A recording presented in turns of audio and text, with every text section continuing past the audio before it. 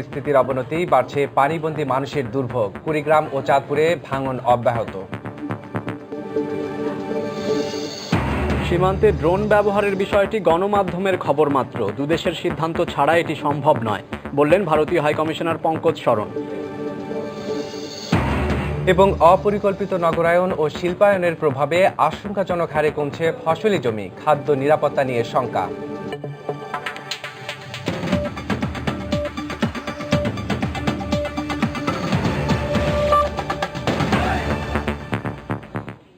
বাংলার সময় সঙ্গে আছি আমি সার্ভার রেজা জিমি এবং আমি মাহাদি হাসান।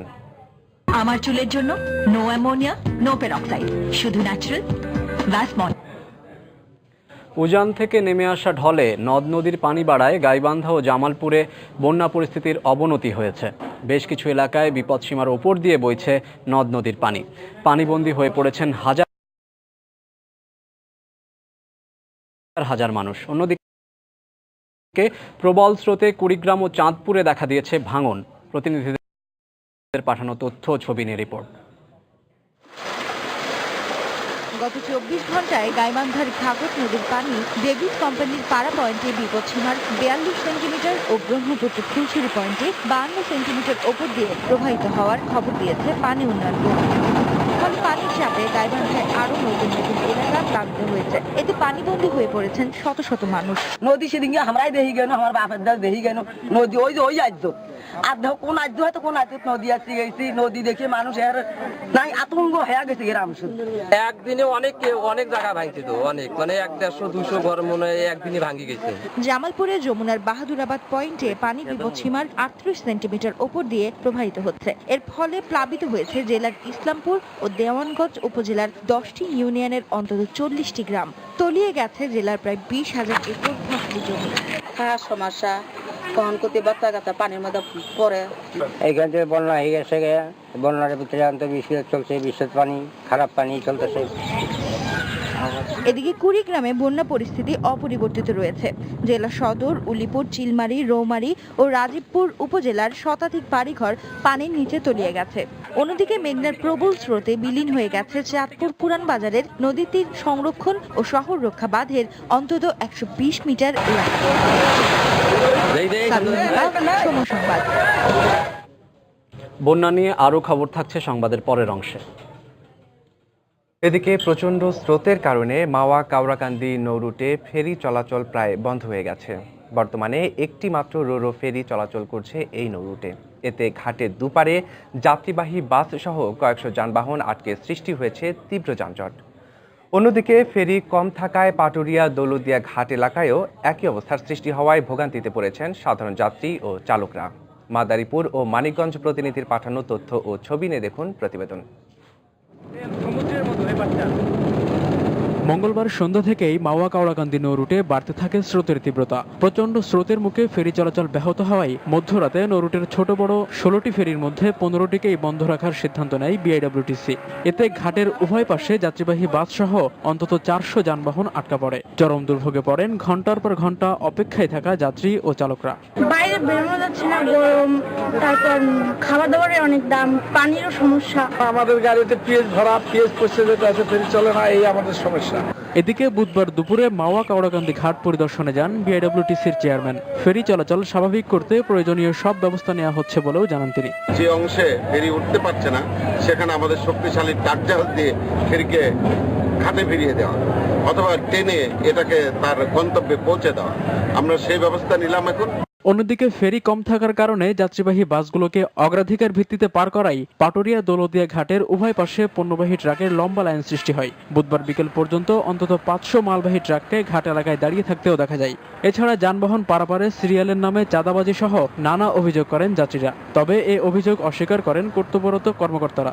আমরা আছে তাই 3-4 দিন টিকিট কাটবার গেলে টিকিট দেয় না। আমাদের পিসের গাড়ি 3000-3500 টাকা দিয়ে পার হয়ে যায়, আমাদের কোনো খোঁজ খবর প্রশাসন নেয় না। আমাদের ফেরি স্বল্পতার কারণে আমরা তাদেরকে ঠিকমতো পার করতে পারতেছি না, ওনারা অনেক সময় বিভিন্ন অভিযোগ করেন। পাটুরিয়া দৌলতদিয়া নৌরুটে ছোট বড় মিলিয়ে 10টি ফেরি চলাচল করছে বলে জানিয়েছে বিআইডব্লিউটিসি। তারেকুজ্জামান শিমুল, সময় সংবাদ। বাংলার সময় আরও থাকছে। মেঘনা অববাহিকায় ঝাঁকে ঝাঁকে ইলিশ ধরা পড়ায় সরগরম ভোলার বিভিন্ন মাছঘাট, কাঙ্ক্ষিত দাম না পাওয়ায় জেলেরা হতাশ।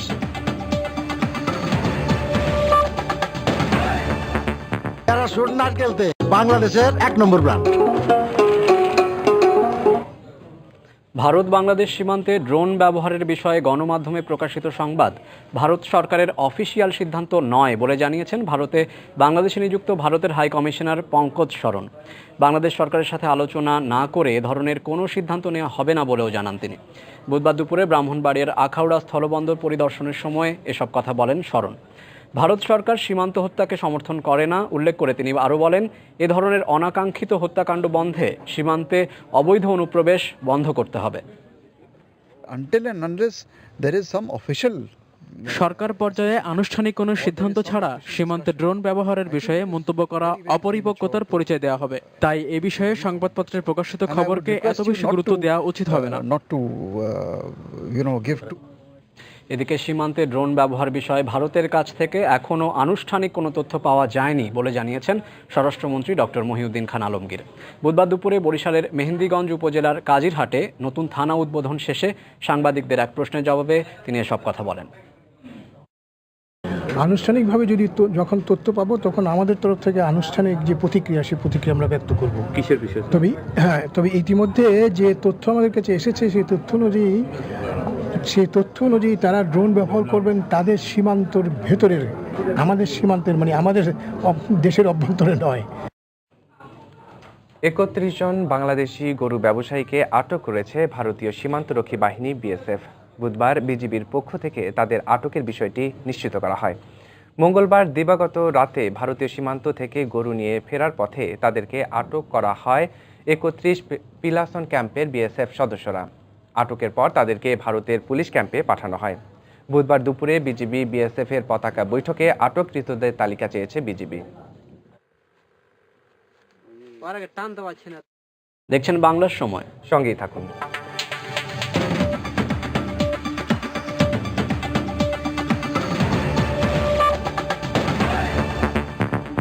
চিকিৎসা নিয়েছে 851 জন রোগী। অন্যদিকে রোগীর চাপ বাড়ায় চিকিৎসা দিতেও হিমশিম খাচ্ছেন হাসপাতাল কর্তৃপক্ষ। ডায়রিয়ার প্রাদুর্ভাব এখনো কমেনি। এখন পর্যন্ত সকাল পর্যন্ত প্রায় 40 জনের মতো পেশেন্ট ভর্তি হয়ে গেছে এবং আমাদের স্বল্পতার জন্য আমরা সামাল দিতে পারছি না, কিন্তু আমাদের ট্রিটমেন্ট লাইন আপ সবগুলো ঠিক মতো চালিয়ে যাচ্ছে। চট্টগ্রাম বন্দরের বহির্নোঙরে দুর্ঘটনা কবলিত পানামার পতাকাবাহী জাহাজ এমভি ফরচুন ক্লাউনকে এখনও উদ্ধার করা যায়নি। জাহাজ থেকে সিমেন্ট ক্লিংকার দ্রুত খালাসের জন্য স্থানীয় এজেন্টকে নির্দেশ দিয়েছে বন্দর কর্তৃপক্ষ। বুধবার বন্দর নিয়ন্ত্রণ কক্ষ সূত্র জানায়, দুর্ঘটনার পর জাহাজটি নিয়ন্ত্রণহীন অবস্থায় ক্রমশ পশ্চিম দিকে সরে যায়। শেষ পর্যন্ত এটি দুর্ঘটনাস্থল থেকে আরও 10 নটিক্যাল মাইল দূরে গিয়ে ফৌজদারহাট এলাকায় একটি ডুবোচরে আটকে পড়ে। জাহাজে যাতে কোনো ধরনের ডাকাতি বা অপ্রীতিকর ঘটনা না ঘটে সেজন্য নিরাপত্তামূলক ব্যবস্থা নেওয়া হয়েছে।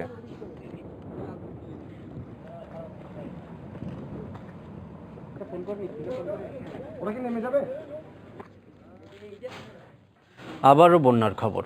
পদ্মায় বিপদসীমার ওপর দিয়ে প্রবাহিত হচ্ছে পানি এবং সেই পানিতে রাজশাহীর পবায় নতুন করে প্লাবিত হয়েছে বেশ কিছু এলাকা। এদিকে কর্মহীন হয়ে পড়ায় চরম দুর্ভোগের মধ্যে দিন কাটাচ্ছেন পানিবন্দীরা। পানি উন্নয়ন বোর্ড বলছে, পদ্মার পানি বিপদসীমা অতিক্রম করায় এই বন্যা সৃষ্টি হয়েছে। হাবিবুর রহমান পাপ্পুর তোলা ছবিতে রাজশাহীর পদ্মাপাড়ের বন্যা দুর্গতদের খবর জানাচ্ছেন মেহরুল সুজন। যেদিকে চোখ যায় সেদিকেই পানি। পদ্মার প্রবল স্রোত প্রায় 1 মাস ধরে প্লাবিত করে রেখেছে রাজশাহীর পবা উপজেলার সীমান্ত ঘেঁষা এই গ্রামগুলোকে। হঠাৎ বন্যায় এখানকার বাসিন্দাদের জন্য ঘরের বাইরে বের হওয়ায় দুষ্কর হয়ে পড়েছে। ফলে অনেক পরিবারই চর ছেড়ে চলে যাচ্ছেন অন্যত্র। বাকি যারা রয়ে গেছেন তারা পড়েছেন সীমাহীন দুর্ভোগে। এদিকে নদীর ভাঙনের চাপ, বন্যার পানি আমাদের প্রত্যেক ঘরে ঘরে ঢুকে গেছে। বাড়িতে পানি ঢুকেছে, খাওয়া দাওয়ার খুব অসুবিধা, বাড়িতে থাকা যাচ্ছে না। বন্যাতে সব ডুবে গেল, 3 মাস থেকে উঠা বসা খুব টানা পানিবন্দী থাকায় কাজে যেতে না পারায় খাদ্য সংকটেও পড়েছেন এসব চরের মানুষ। তাদের অভিযোগ, সরকারি বা বেসরকারিভাবে তেমন কোনো সহযোগিতাও পাননি। 20-25 দিন আগে 10 কেজি করে চাল দিয়েছে, এটাই শেষ। আমাদের ডুবে গেছে, কেউ তো দেখেনি। ব্যবসা বাণিজ্য নাই, কিছুই নেই। কোনো সরকার থেকে আমরা কোনো সাহায্য পাচ্ছি না। খাদ্য খাবার দিতে হবে, পরনের কাপড় দিতে হবে, সবই দিতে হবে আমাকে। আমরা তো একবারে ভাসিয়ে বেড়াচ্ছি। রাজশাহী পানি উন্নয়ন বোর্ডের কর্মকর্তারা জানান, পদ্মার পানি বিপদসীমার ওপর দিয়ে প্রবাহিত হওয়ায় বালি ভর্তি বস্তা ফেলেও খুব ভালো প্রতিরোধ গড়া সম্ভব হচ্ছে না। এই এলাকাটা আসলে কিছুটা নিচু এলাকাও বটে, যার ফলে খুব সহজে বন্যার পানি দ্বারা এই এলাকাগুলো বন্যা কবলিত হয়ে গেছে এবং জনসাধারণের বাড়িতে একেবারে কমর বুক পরিমাণ পানি এবং জনগণের চরম দুর্দশা হচ্ছে। পদ্মার পানি পুরোপুরি নেমে গেলে আগামী শুকনো মৌসুমে এসব চর এলাকা রক্ষায় একটি স্থায়ী বন্যা নিয়ন্ত্রণ বাঁধ নির্মাণের পরিকল্পনা হাতে নেওয়া হয়েছে বলে জানান এই কর্মকর্তা। মেহেরুল সুজন, সময় সংবাদ, চর তারানগর, পবা, রাজশাহী। দর্শক, এই বিষয়ে কথা বলতে আমাদের রাজশাহী ব্যুরোতে উপস্থিত আছেন বেসরকারি উন্নয়ন সংস্থার সুপ্র সভাপতি মোস্তাফিজুর রহমান। আমরা সরাসরি কথা বলবো তাঁর সাথে। জনাব মোস্তাফিজুর রহমান, আপনাকে স্বাগত। জনাব মোস্তাফিজুর রহমান, আমার প্রশ্নটি যেটা ছিল যে বন্যায় প্লাবিত যে চরাঞ্চলের মানুষগুলো তারা অভিযোগ করেছেন যে কোনো রকম সহযোগিতা তারা পাচ্ছেন না। তো এই যে আপনারা সুপ্রর মতো যেই সংস্থাগুলো আছে কাজ করছে, তারা আসলে এই চরাঞ্চলের বন্যা দুর্গত কর্মহীন মানুষগুলোর জন্য কি কি পদক্ষেপ নিচ্ছেন? সুপ্র আসলে এটা একটি পলিসি ক্যাম্পেইন অর্গানাইজেশন।